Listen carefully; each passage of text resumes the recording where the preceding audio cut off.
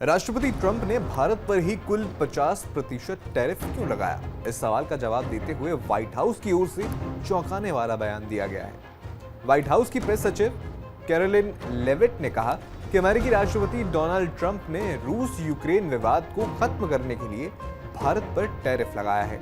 उनके मुताबिक भारत रूस से ऊर्जा की निरंतर खरीद ऐसे समय में कर रहा है जब अमेरिकी राष्ट्रपति रूस और यूक्रेन के बीच युद्ध विराम समझौता कराने के प्रस्ताव में जुटे हुए हैं।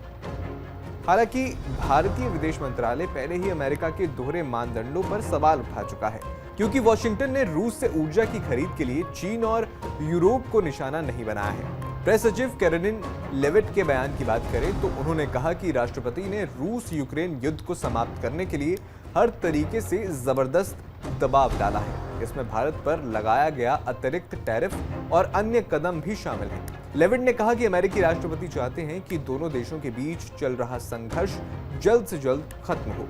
ट्रंप ने व्हाइट हाउस में यूक्रेनी राष्ट्रपति व्लादिमीर पुतिन से मुलाकात की। इस मुलाकात में उन्होंने ज़ेलेंस्की से कहा कि वो पुतिन के साथ वार्ता कर इस संघर्ष को खत्म करना चाहते हैं।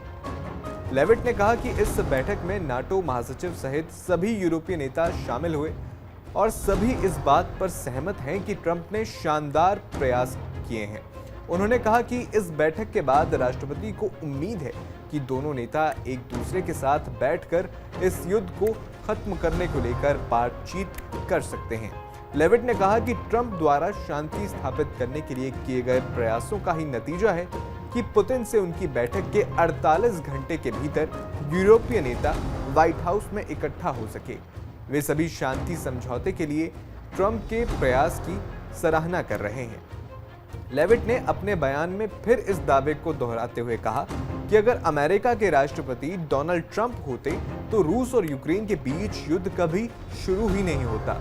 उन्होंने कहा कि दोनों देशों के नेता ट्रंप के आभारी हैं कि वो दोनों देशों के बीच शांति समझौता कराने का प्रयास कर रहे हैं, क्योंकि इससे पहले जो सरकार थी उसने ऐसा कुछ नहीं किया था और ये बात रूसी राष्ट्रपति व्लादिमीर पुतिन ने खुद भी स्वीकार की थी।